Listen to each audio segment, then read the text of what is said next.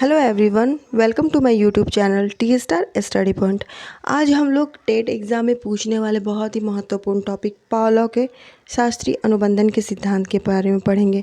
ये जो पावलोव का शास्त्रीय अनुबंधन का सिद्धांत है ना, ये समझ जाइए कि एग्ज़ाम में इससे रिलेटेड क्वेश्चन बिल्कुल आने ही आने हैं, इसलिए बिल्कुल ध्यानपूर्वक इसको पढ़िएगा। और मैं आपको इतने ईजी वे में, इतने ईजी लैंग्वेज में बताऊँगी एकदम उसको। ये जो थ्योरी से आप लोग डरते हैं ना कि थ्योरी बहुत ही हार्ड होता है, यानी मुझे समझ में नहीं आता है या फिर उससे रिलेटेड क्वेश्चन आते हैं तो मैं कंफ्यूज हो जाता हूँ या मैं हो जाती हूँ, तो मैं इस सारे कन्फ्यूज़न को बिल्कुल दूर करके आप लोगों को बताऊँगी इतनी इजी लैंग्वेज में कि आप लोग के माइंड में बिल्कुल सेट हो जाएगा। लेकिन एक आपको काम करना पड़ेगा कि बिना स्किप किए वीडियो देखिए, पूरा वीडियो देखिए और समझिए, और साथ साथ पेन कॉपी लेकर बैठे ताकि नोट्स बना लें और उसके बाद से पढ़ के देखिए। मैं आपको दावे के साथ कहती हूँ कि इसमें का एक भी क्वेश्चन जो भी मैं पढ़ा रही हूँ उससे रिलेटेड कोई भी क्वेश्चन आएगा तो आप उससे कंफ्यूज नहीं होंगे और आसानी से आप कर लेंगे, क्योंकि मैं पढ़ाने के साथ साथ बीच में जो मैं थ्योरी पढ़ाती हूँ उसमें आपके क्वेश्चन का भी बताती हूँ, कैसे क्वेश्चन आते हैं, इसके आंसर कैसे होते हैं, एग्जामिनर कैसे क्वेश्चन पूछता है, कैसे घुमाता है, कैसे बच्चों को कंफ्यूज करता है। इसलिए विदाउट स्किप ये जो मैं थ्योरी पावलोव की थ्योरी में जो मैं पढ़ा रही हूँ उसको आप लोग पढ़िए। तो चलिए स्टार्ट करते हैं। पहले हम जान जाएं कि जो पावलोव का शास्त्रीय अनुबंधन का सिद्धांत, क्लासिकल कंडीशनिंग जो उन्होंने थ्योरी दी थी, वो पावलोव हैं कौन, कहाँ के रहने वाले हैं, उनके बारे में कुछ जान जाए, क्योंकि उन मनोवैज्ञानिकों के बारे में भी पूछता है कि वो कहाँ के रहने वाले हैं, उन्होंने किस पर प्रयोग किया था, ये सब बारे में पूछता है। तो हम पहले जान जाएं कि जो ई.पी. पावलोव है, जिनका पूरा नाम इवान पेत्रोविच पावलोव है, वह एक रूसी मनोवैज्ञानिक थे। कहाँ के रहने वाले थे? रूस के। एक नंबर क्वेश्चन का आंसर मिल गया। ठीक, कहाँ के मनोवैज्ञानिक थे? रूस के मनोवैज्ञानिक थे। एक क्वेश्चन का आंसर मिल गया आपको। अब देखिए दूसरा इसी में आपको मिलेगा कि उन्होंने जो पाचन क्रिया की दैहिक विशेष रूप से अध्ययन जो किया था, उनका ये अध्ययन, यानी पावलोव ने कुत्ते पे जो अपना अध्ययन किया था, जो अपना प्रयोग किया था, वो इतना महत्वपूर्ण और इतना लोकप्रिय हुआ कि, ठीक है, 1904 ईस्वी में, 1904 याद रखिए, 1904 ईस्वी में उन्हें इसके लिए नोबेल प्राइज़ मिला। एग्ज़ाम में देखिए नोबेल प्राइज़ से क्वेश्चन जैसे आते हैं ना कि किस मनोवैज्ञानिक को नोबेल प्राइज़ मिला, ठीक है, तो किस मनोवैज्ञानिक को मिला? पावलोव को मिला। दो क्वेश्चन कंप्लीट। और कब मिला, ऐसे भी आता है क्वेश्चन कि पावलोव को नोबेल प्राइज़ कब मिला, तो कब मिला? 1904 ईस्वी में। और किस पे मिला? तो जो उन्होंने जो पाचन क्रिया का दैहिकी का जो विशेष अध्ययन किया था उस पे मिला, यानी जो उन्होंने कुत्ते पे जो प्रयोग किया था उस पे मिला था। ठीक है, इसमें कोई डाउट है? कोई डाउट नहीं, मुझे तो नहीं लग रहा कि कोई डाउट होगा, क्योंकि मैंने आपको इस दो ही लाइन में मैंने बता दिया कि इसमें कितने क्वेश्चन आएंगे और कैसे क्वेश्चन आएंगे, इसलिए मुझे नहीं लगता कि कोई कन्फ्यूज़न होगा। ठीक, अब नेक्स्ट चलते हैं। अगर आपको समझ में ना आए तो कमेंट ज़रूर करें ताकि मुझे समझ में आए कि हाँ, कि बच्चे क्या नहीं समझ रहे हैं। ये आप लोग की रिस्पॉन्सिबिलिटी है कि आप कमेंट करके मुझे बताएं, और मेरे चैनल को सब्सक्राइब ज़रूर करें और बेल आइकन को भी प्रेस करें ताकि जो भी मैं इम्पॉर्टेंट टॉपिक, जो भी एजुकेशन वीडियो मैं बनाऊँ टेट, सी टेट या फिर सुपर टेट से रिलेटेड, वो आप तक पहुंच जाए, क्योंकि अब टाइम बचा नहीं है, पढ़ाई में बिल्कुल जुट जाना है। और ये साइकोलॉजी का मोस्ट इम्पॉर्टेंट टॉपिक है ये सब, इसलिए एकदम ध्यानपूर्वक पढ़ना है। अब देखिए पावलोव के बारे में क्या कहा जाता है। पावलोव को अनुबंधन का जनक, इट्स मोस्ट इम्पॉर्टेंट। एग्ज़ाम में कई बार पूछा है कि अनुबंधन का जनक किसे कहते हैं, तो पावलोव को कहते हैं। एकदम याद रखिएगा, माइंड में बिल्कुल सेट कर लीजिएगा, अनुबंधन का जनक कौन है? पावलोव है, मनोवैज्ञानिक। और जो पावलोव जो है उनके बारे में पढ़े ना भी, तो जो पावलोव हैं वो मनोवैज्ञानिक के साथ साथ एक चिकित्सक भी हैं, ये जानिए। अभी मैं आपको पावलोव के बारे में बता रही हूँ, अब जानिए पावलोव के एक आपके माइंड में उनका एक फिगर सेट करना है कि पावलोव के बारे में जान जाइए आप, क्योंकि पावलोव से रिलेटेड अगर क्वेश्चन करता है तो आप उसका आसानी से उसका आंसर दे सकें। ठीक है, तो वो कौन से? एक मनोवैज्ञानिक के साथ साथ एक चिकित्सक भी थे। और पावलोव ने कुत्ते की, देखिए याद रखिएगा, पैरोडिट ग्रंथि का ऑपरेशन करके लार एकत्रित किया था, यानी लार पे ही ना उन्होंने किया था कि हाँ, कोई भी चीज़ को देख करके जो कुत्ता का होता है कि लार टपकने लगता है। तो इस प्रयोग द्वारा यह उन्होंने निष्कर्ष निकाला कि यदि लंबे समय तक स्वाभाविक तथा अस्वाभाविक उद्दीपन, यानी कोई स्वाभाविक उद्दीपन होता है, कोई अस्वाभाविक उद्दीपन होता है, ठीक है, कि एक साथ अगर प्रस्तुत किया जाए तो उसमें क्या होता है, जो अनुक्रिया जो करता होता है वो बार बार उसी अनुकूलित अनुक्रिया करने लगेगा। इसी को उन्होंने क्या कहा था, अनुबंधित अनुक्रिया। अभी मैं आपको इनका प्रयोग भी कि मैं पूरा डिटेल से बता रही हूँ इसी स्लाइड में, ठीक है। इतना आप जान जाइए कि ये जो पावलोव है वो एक रूस के मनोवैज्ञानिक थे। 1904 में उन्हें नोबेल प्राइज़ मिला था, ठीक है। और फिर वो उन्हें अनुबंधन का जनक माना जाता है। और क्या है, उन्होंने वो क्या है, मनोवैज्ञानिक के साथ साथ एक चिकित्सक भी हैं। और उन्होंने कुत्ते के पैरोटिड ग्रंथि का ऑपरेशन करके क्या किया था, लार को एकत्रित किया था। क्लियर है, एनी डाउट? मैं ज़्यादा वीडियो को लंबा नहीं बनाती हूँ, क्योंकि लंबा से क्या होता है, किसी के पास टाइम नहीं है। मैं सोचती हूँ कि छोटा ही वीडियो में मैं आपको वो सारी चीज़ें बता दूँ जो इसकी एग्ज़ाम में ज़रूरत है, उतना ही बताती हूँ। ज़्यादा लंबा कि एक्स्ट्रा बताने से क्या मतलब, एक तो टाइम वेस्ट, एक तो आपके दिमाग में कन्फ्यूज़न पैदा होगा, सबको तैयार करना, हर चीज़ करना। तो मैं बस उतना ही बता रही हूँ जितना कि आपके एग्ज़ाम में पूछता है, उससे रिलेटेड क्वेश्चन आते हैं और आप सॉल्व करके आए बिना किसी कन्फ्यूज़न के। पावलोव ने जो अपने सीखने का जो सिद्धांत दिया था उसका मेन बेस क्या था, अनुबंधन को माना है। और जान जाइए, अनुबंधन एक ऐसी प्रक्रिया, पहले ये भी जानना ज़रूरी है कि अनुबंधन है क्या। तो अनुबंधन क्या है, कि ऐसी प्रक्रिया है जिसके द्वारा उद्दीपन यानी स्टिमुलस तथा अनुक्रिया यानी रिस्पॉन्स के बीच क्या होता है, एक एसोसिएशन बॉन्ड स्थापित होता है, साहचर्य स्थापित हो जाता है। यानी कोई भी कार्य किसी को करने के लिए कहा जाए, यानी किसी को अगर बहुत तेज़ भूख लगी है, अगर उसके सामने कोई स्वादिष्ट खाना रख दिया है तो ऑटोमेटिक क्या होता है, उसके सामने क्या होता है, लार टपकने लगेगा। या फिर उसको छोड़िए, मैं आपको एक एकदम इजी एग्जांपल देती हूँ। कोई बच्चा, नया बच्चा जो स्कूल में जाता है ना, तो उसको ये नहीं पता रहता है कि बेल बजेगी तो क्या होता है, क्लास चेंज होगा, दूसरा सब्जेक्ट पढ़ाया जाएगा, या फिर बेल बजेगी छुट्टी वाली, टन बेल बजेगी तो उसको अपना बैग पैक करके घर जाना है। लेकिन जब वो उस स्कूल में रहता है, जब वो रेगुलर जाता है, जब पढ़ता है, तो उसको ये चीज़ उसके साथ डेली होता है। तो उसको क्या होता है, पहले लोग उसको कहते थे कि हाँ अब छुट्टी हो चुकी तो अपना बैग पैक करो, बेल लग चुकी है। लेकिन जब उसको रहते रहते क्या होता है, उसको पता चल जाता है कि हाँ जब बेल लगेगी तो क्या होगा, मुझे अपना बैग पैक करना है और मुझे घर जाना है। तब जब बेल लगती है तो बिना किसी के कहे वो क्या करता है, ऑटोमेटिक अपना बैग पैक करने लगता है और घर आने लगता है। यही क्या है, अनुबंधन है, ठीक है। और इसको क्या क्लासिकल अनुबंधन सिद्धांत या प्रतिवादी अनुबंधन सिद्धांत भी कहा जाता है। अनुबंधन क्लियर हो गया? कोई डाउट है अनुबंधन में?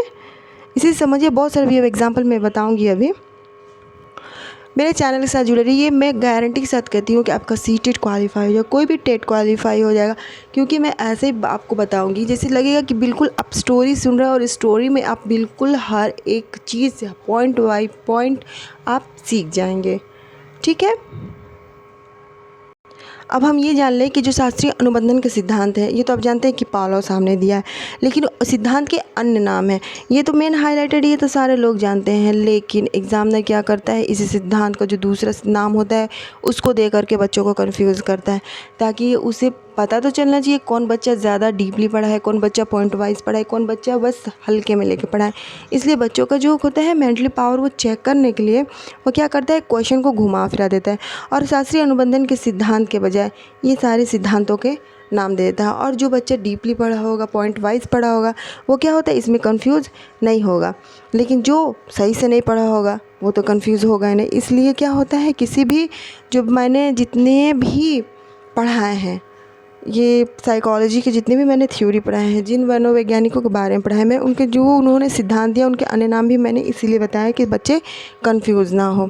तो देखिए, इसको पावलोव साहब का जो ये है, इनको भी ज़रा आप लोग देख लीजिए और एकदम बिल्कुल याद कर लीजिएगा कि अनुबंधन का सिद्धांत, अनुकूलन का सिद्धांत, क्लासिकल थ्योरी, इस प्रकार के सिद्धांत, ये बहुत बहुत इम्पॉर्टेंट, ये कई बार एग्ज़ाम में आया है। इसलिए आपको, वैसे तो सब आपको पढ़ना है, लेकिन जो मैं मोस्ट इम्पॉर्टेंट कर रही हूँ ना, उस पर आपको दिमाग में उसको घोल लेना है, उसको फिट कर लेना है, ताकि जो क्या हो ना कि वो चीज़ आपकी छूटे ना, ठीक है। अधिगम का प्राचीन सिद्धांत, ठीक है। इन सारे को आपको बिल्कुल फिट कर लेना है माइंड में। और कोई भी देखिए तैयारी आप लोग करते हैं, लेकिन थोड़ी सी आप लोग की चूक रह जाती है, आप लोग थोड़ी सी लापरवाही कर देते हैं, सोचते हैं कि चलो मैंने इतना कर लिया तो मेरा हो जाएगा। लेकिन जो आप थोड़ी सी छोड़ते हैं ना, उसको भी पूरा करिए और पूरा करके देखिए कि आपका कोई भी एग्ज़ाम जो भी आप तैयारी कर रहे हैं कंप्लीटली तैयारी करिए, चूकिए मत। नहीं चूकेंगे आपका जो भी जिसमें भी आप हाथ लगाएंगे वो आपका एग्ज़ाम क्रैक ज़रूर होगा। मैं दावे के साथ, मैं एक्सपीरियंस के साथ बोल रही हूँ। इसलिए थोड़े थोड़े पॉइंट को आप मिस मत करिए और अपने लक्ष्य को लेके चलिए कि हाँ मुझे अपने लक्ष्य को पाना है। दृढ़ संकल्प करिए। देखिए हर एक चीज़ आपकी मुट्ठी में होगी, हर एक कामयाबी आपके कदम चूमेगी।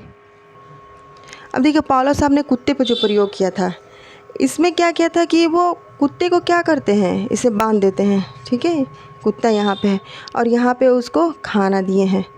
फिर क्या करते हैं, यहाँ पे जो बेल जो बजती है, यहाँ पे जो बेल है, ठीक है, बेल जो बजती है तब फिर लाके ये खाना दे देते हैं। ऐसा ही वो रेगुलर हर दिन करते हैं। बेल बजाने के बाद खाना देते हैं। तो कुत्ते को क्या होती है, ये स्वाभाविक आदत हो जाती है कि अभी बेल बजेगा तो मुझे भोजन मिलेगा। तो उसका क्या होता है, लार टपकने लगता है और ये आदत बनती जाती है। तो फिर एक ऐसा दिन आता है कि बिना खाना दिए अगर बेल बजे, बेल की आवाज़ सुनते के साथ क्या होता है, उसका लार टपकना प्रारंभ हो जाता है। तो इससे क्या होता है, यही वो पौलुस सब यही बताते हैं कि किसी भी चीज़ को, ठीक है, करने से, लगातार करने से क्या होता है, अगला उसकी आदी हो जाता है। उन दोनों के बीच में क्या होता है, एक अनुबंधन होने लगता है, एक बॉन्ड बनने लगता है। जैसे तो क्या होता है, कुत्ता भी ऐसे ही करता है कि जैसे पहले उसको खाना दिया जाता है तो उसको लार टपकने लगता है और फिर घंटी बजा के खाना देता है। तो उसको आदत हो जाए कि घंटी बजेगी तो मुझे खाना मिलेगा। उसके मन में ये फिट हो जाता है कि घंटी बजेगी मुझे खाना मिलेगा, घंटी बजेगी मुझे खाना मिलेगा। लेकिन ऐसा दिन आता है कि सिर्फ घंटी इसी की आवाज़ से क्या होती है, लार टपकना स्टार्ट हो जाता है कि हाँ मुझे अब खाना मिलेगा। तो क्या इस तरह कुत्ता के साथ क्या होता है, घंटी और कुत्ता के साथ संबंध स्थापित कर लेता है। कुत्ता जो घंटी के साथ संबंध स्थापित करते हैं, इसी को क्या कहते हैं, अनुबंधन कहते हैं। ठीक है, बस इतना याद रखिए बस कि पौलुस साहब ने कुत्ते पे प्रयोग किया था। आता है पौलुस ने किस पे प्रयोग किया था, कुत्ते पे, या फिर कुत्ते का प्रयोग किस मनोवैज्ञानिक ने किया था अपने सिद्धांत में, तो किसने किया था, पौलुस ने। बस इससे यही क्वेश्चन आएंगे सब। ठीक है, कोई डाउट है? एकदम उमंग से जोश भर के पढ़ाई करिए। अपने अंदर एक इतना एनर्जी लाइए कि जो मैं पढ़ूँ वो एकदम मतलब खुशी से, कोई बर्डन समझ के पढ़ाई नहीं करनी चाहिए। एकदम इजी वे में पढ़ाई करना चाहिए, रिलैक्स होकर पढ़ाई करना चाहिए, एकदम कूल माइंड होकर करना चाहिए। देखिए सक्सेस आपको मिल जाएगा। देखिए यहाँ पे भोजन क्या है, जो कुत्ते को जो भोजन दिया जाता है वो क्या है, उद्दीपक है, जिसे अनकंडीशन स्टिमुलस यानी यूसीएस कहा गया है। यानी जो कुत्ते को भोजन किया जाए वो उद्दीपन का कार्य करता है, जिसे अनकंडीशन स्टिमुलस कहा जाता है। भोजन को देखते ही कुत्ते के मुंह में क्या होता है, लार आना स्वाभाविक अनुक्रिया है। यानी जैसे वो भोजन को देखता है तो ऑटोमेटिक उसके मुंह पे क्या होता है, लार टपकने लगता है। तो इसको क्या कहते हैं, अनकंडीशन रिस्पॉन्स या यूसीआर। यहाँ क्या है, स्टिमुलस लग गया, अनकंडीशन स्टिमुलस, और यहाँ क्या लग गया, अनकंडीशन रिस्पॉन्स या यूसीआर कहा गया, जिसका अर्थ है कि अनुक्रिया किसी विशेष दशा पर निर्भर नहीं अपितु स्वाभाविक रूप से ही भोजन को देख करके आ जाती है। यानी कोई भी स्वादिष्ट, हम ही लोग को देखिए, अगर भूखे हों, कोई इंसान जो है वो भूखा है, अगर उसकी फेवरेट डिश सामने आ जाए या फिर कोई अच्छी पकवान या फिर खुशबू आए तो क्या ऑटोमेटिक क्या होता है, लार आना प्रारंभ हो जाता है। तो ये सब क्या है, यही क्या है, अनुबंधन है। यानी उस पर क्या होता है, उससे वह एक बॉन्ड जैसा बन गया। ठीक है, देखिए भोजन का स्वाभाविक उद्दीपन यानी यूसीएस, उसके साथ साथ बजाए जाने वाली घंटी को पौलुस ने अनुबंधित अथवा अस्वाभाविक उद्दीपन कहा है, क्योंकि यह स्वाभाविक उद्दीपन जो है यानी यह भोजन के साथ दी जाती है। कई बार घंटी के साथ जो भोजन देने के उपरांत भोजन न देकर, यानी कई बार कुत्ते को भोजन दिया गया, यानी घंटी बजाया गया फिर उसको भोजन दिया गया, लेकिन एक वक्त ऐसा आता है कि उसके माइंड में सेट हो जाता है कि घंटी बजेगी और मुझे भोजन मिलेगा। तो एक टाइम ऐसा आता है कि बिना भोजन दिए घंटी बजाया जाता है, भोजन नहीं दिया जाता, तो ऑटोमेटिक क्या होती है, उसमें स्वाभाविक अनुक्रिया अथवा लार आने लगता है। यही तो क्या है, देखकर आती थी, वही अनुक्रिया मीन्स लार। अस्वाभाविक उद्दीपन है, अर्थात घंटी के साथ भी आई। ये क्या है, अनुबंधित या अस्वाभाविक अनुक्रिया है कहा गया।